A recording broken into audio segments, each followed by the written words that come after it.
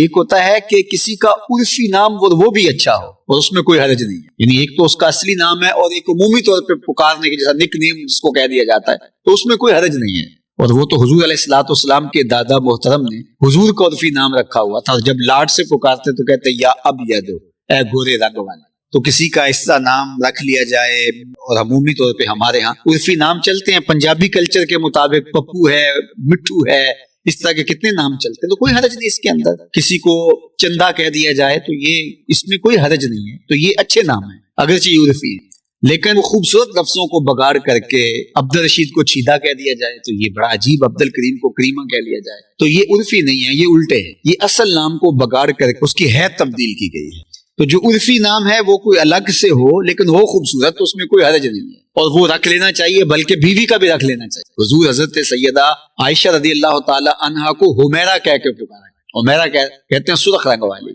تو حضور حمیرہ کہہ کے لاڈ سے پکارا کرتے تھے۔ تو بیوی کا ایک تو نام عرفی ہے، لیکن شوہر لاڈ سے اگر کوئی نام الگ سے رکھ لے تو اس کو اجازت ہے، اور یہ حضور علیہ السلام کی سنت ہے، اور اس سے عورت جو ہے وہ ایک خوشی اور ایک فرحت محسوس کرتی ہے کہ میرے لیے خاص یہ نام رکھا گیا ہے۔ اس طرح بچوں کے لیے گھر کے اندر اگر کوئی ایسا نام رکھ لیا جائے جس سے انہیں فرحت اور خوشی محسوس ہو رہی ہو اور وہ ان کی شخصیت ڈیمیج نہ ہو رہی ہو اس سے، تو کوئی حرج نہیں ہے، بلکہ رکھ لینا چاہیے۔ تو اچھے، ستھرے، سہل، آسان، جو زبان پر آسانی سے چڑھ جاتے ہوں اور وہ با معنی بھی ہوں، با مقصد بھی۔ اور احب الاسماء اللہ عبداللہ و عبد الرحمن، اللہ کو سب سے زیادہ جو محبوب نام ہے وہ عبداللہ اور عبد الرحمن۔ بندوں کے نام جو بھی ہوں ان میں اللہ کو سب سے پسند نام جو ہیں وہ یہ دو نام ہیں، کسی کا نام عبداللہ رکھا جائے یا عبد الرحمن رکھا جائے، عبداللہ رکھا جائے یا عبید اللہ رکھا جائے یا عبید الرحمن رکھا جائے۔ عبد کی تصغیر عبید ہے، اور اس طرح عبداللہ رکھ دیا جائے یا عبید اللہ رکھ دیا جائے، عبد الرحمن رکھ دیا جائے یا عبید الرحمن رکھ دیا جائے،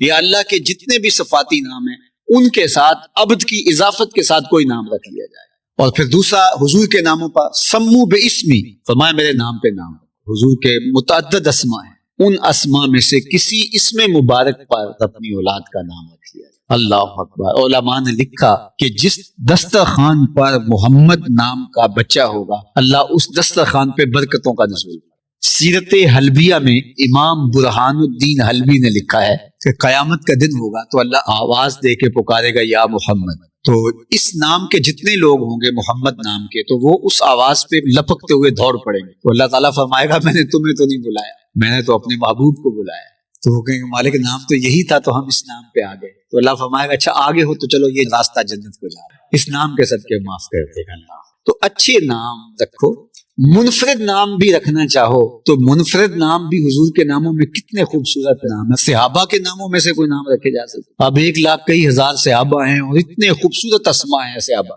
اہل بیت کے اسماء کو آپ پڑھیں اتنے خوبصورت اسماء ہیں، تو وہ باقاعدہ ان ناموں میں سے کوئی نام رکھا جائے، بچہ خوش ہوتا ہے اس کا نام اچھا ہو، ورنہ بعض کا جو پھر وہ 40 سال کی عمر میں جا کے بدل لیتے ہیں نام، اور وہ نام جو ہے وہ ان کے لیے جو ہے وہ آر کا سبب ہوتا ہے، تو ایسا نام نہ رکھیں جو بچے کے لیے آر کا سبب ہو۔ یہ ماں باپ کے ذمہ اولاد کا حق ہے کہ وہ ان کا اچھا نام رکھیں، اور 7ویں دن نام رکھ لینا چاہیے، اور 7ویں دن جو ہے وہ ختنے بھی کروا دیں اور عقیقہ بھی کریں، اور وہ جانور ذبح کر کے اس کی کم از کم ہڈیاں توڑی جائیں، اور کچا گوشت اگر تقسیم کر دیا جائے تو یہ زیادہ افضل ہے، لیکن اگر آپ اس کو باقاعدہ بلا کر کے دعوت کر کے پکا کے بھی پیش کرتے تو یہ غریب، امیر، دوست، احباب سب کے لیے ہے، تو یہ صدقہ ہے، لیکن یہ صدقہ واجبہ نہیں ہے کہ جس کو امیر نہ کھا سکے، تو اس کو سب لوگ لے سکتے ہیں، تو عقیقہ کیا جائے، یہ دعوت ہے۔ اور میں آپ کو اسلام کا مزاج بتاؤں، اسلام میں دعوت کو بہت اہمیت دی، یعنی شادی ہو تو فرمایا ولیمہ کرو چاہے ایک بکری سے ایک، بیٹا پیدا ہو تو عقیقہ کرو، بچہ ہے تو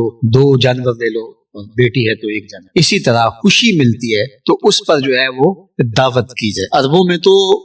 بڑی قسموں کی دعوت ہیں، کوئی سفر سے واپس آئے تو اس کی دعوت ہے، اس کا جو ہے وہ نام ہے، کوئی مصیبت سے نکلے تو اس کی دعوت ہے، اس کا الگ نام ہے، اس طرح شادی کی دعوت ہے، اس کا الگ نام ہے، 16-17 غالباً ان کی دعوتوں کی اقسام ہے جن کے الگ الگ نام ہیں۔ تو